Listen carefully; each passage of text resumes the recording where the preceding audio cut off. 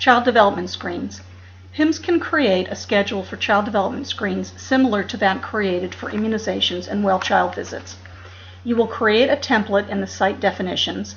Then, based on the template and the child's date of birth, PIMS will create a list of child development screen intervals and the range of dates for completion. From the main menu, select Site Definitions, then Instruments. The list of instruments available for your site will open. Double-click on the ASQ and the ASQ description and definition will open. On the navigation bar, select Schedule and the instrument schedule form opens. In this form, you will select the administration intervals available for the instrument. For example, the ASQ has screens available every 2 months, starting at 2 months up to 2 years, then every 3 months up to 3 years. It is recommended that you enter all these intervals, even though Healthy Families America requires only 2 screens per year. Many sites choose to screen children more frequently than this. Using the drop-down menu, create a record for each interval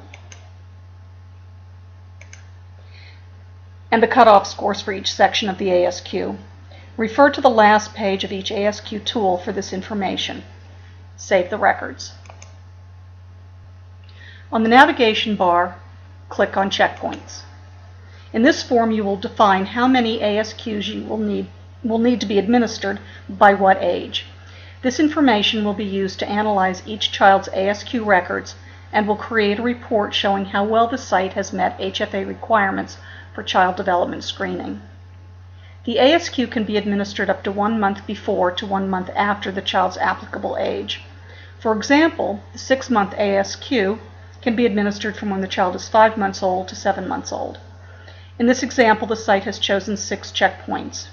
By the time the child is 7 months old, he should have had at least 1 ASQ screen. By the time the child is 1 year and 1 month, the child should have had at least 2 ASQ screens, and so on. Save the records.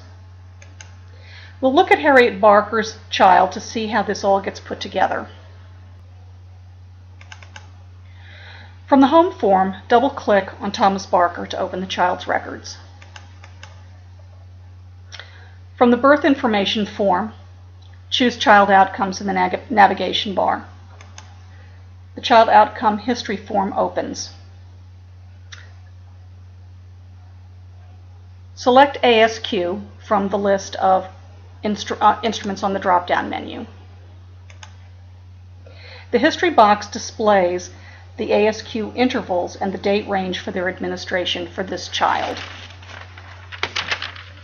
For example, Thomas will be 2 months old on January 4th, 2006. So the 2-month ASQ can be administered between December 4th of 2005 and February 4th of 2006. To add information on an ASQ screen, highlight the interval and click Add New.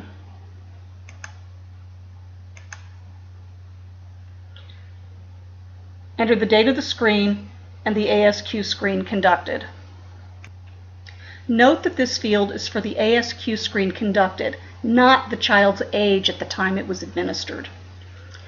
Enter the staff ID and the scores for each section.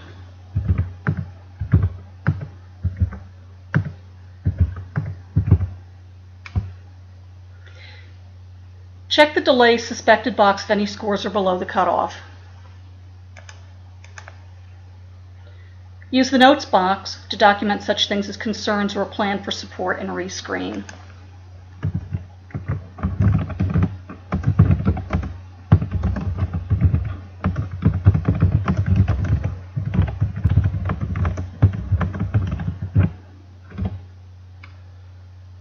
If delays were suspected but referrals were not made,